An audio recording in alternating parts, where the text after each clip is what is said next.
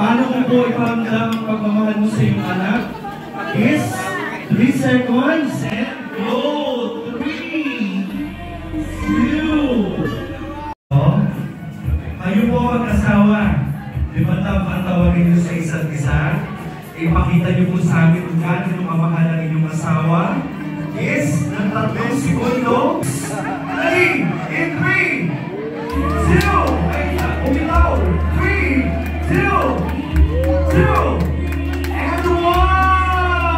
A round of applause! Meron ba dito mag-fiancé?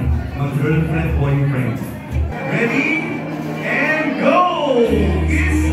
3, 2, 1! Walang pagkakagin yun.